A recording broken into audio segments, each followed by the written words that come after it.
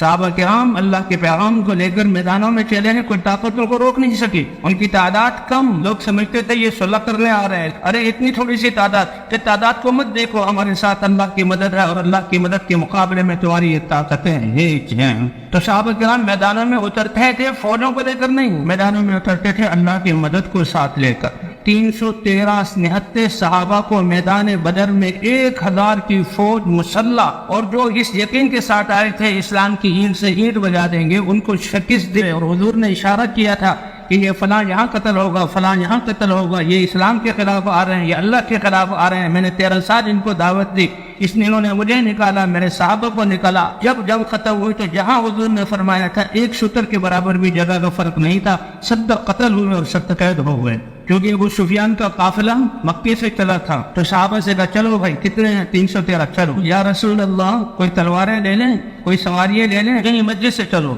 کیوں؟ اس لیے کہ اللہ کی مدد ہمارے ساتھ ہے۔ پھر اللہ نے اپنی قدرت کا اظہار کیا۔ اب یہ 313 نہتے، حضور صلی اللہ علیہ وسلم نے رات کو ایک جگہ پڑاؤ ڈال، رات گزاری اور چلے،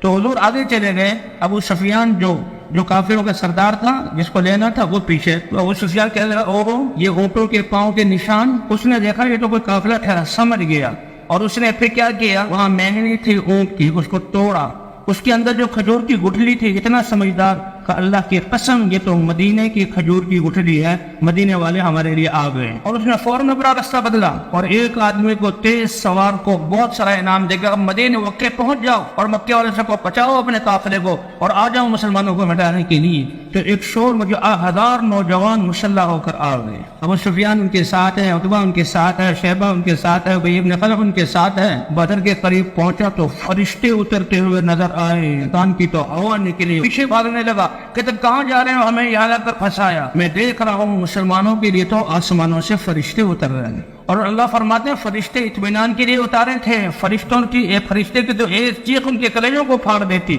اس حال میں بھی اللہ کے رسول صلی اللہ علیہ وسلم حضرت ابوبکر صدیق رضی اللہ تعالیٰ عنہ فرماتے ہیں کہ ہم نے حضور صلی اللہ علیہ وسلم کے لیے جھونپڑی سایہ دار جگہ بنائی، اور حضور اس کے لیے نماز میں کھڑے ہوئے اور رو رہے ہیں۔ ایک صحابی کہتے ہیں میں رات کو اٹھا، صحابہ سو رہے ہیں تھکاوٹ کی وجہ سے، ایک ہستی انسانیت کے لیے کھڑے ہو کر رو رہی ہے، اور وہ اللہ کے وہ رسول ہے جو اللہ کے حبیب ہیں۔ 1000 فرشتے اترے، کہا تو 3000 فرشتے اتار رہا ہوں اور 5000 فرشتے اتارنے والا ہوں۔ حضور صلی اللہ علیہ وسلم پہلے ایک میدان میں کہ یہ جگہ ہوگی ہم یہاں ٹھہریں گے، حضرت حباب ابن منذر رضی اللہ تعالیٰ عنہ آئے، انہوں نے کہا یا رسول اللہ اگر یہاں پر ٹھہرنا اللہ کا امر ہے پھر تو کوئی گنجائش نہیں بولنے کی، آپ کا حتمی فیصلہ ہے، کوئی گنجائش نہیں، لیکن رائے اور مشورہ ہے تو میرے رائے یہ ہے اس جگہ کو چھوڑ کر دوسری جگہ اختیار کر لیں۔ حضور نے اپنے اس پڑاؤ کو ہٹا کر دوسری جگہ پر گئے۔ سب سے پہلی مدد بارش سے ہوئی، اللہ نے بارش برسائی، کافروں کے حصے میں یہ چکنی جگہ آئی، یہ کیچڑ بن گیا، ان کے لیے چلنا دشوار ہو گیا،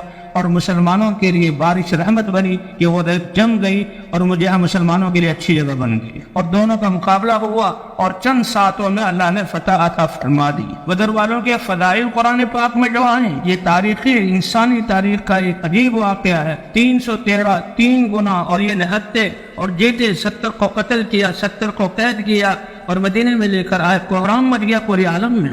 اور بدر والوں کے جو فضائل، حضرات صحابہ کرام کہتے تھے چھوڑو اس کو، یہ بدری ہے، اللہ نے اس کے سب کچھ معاف کر دیا ہے۔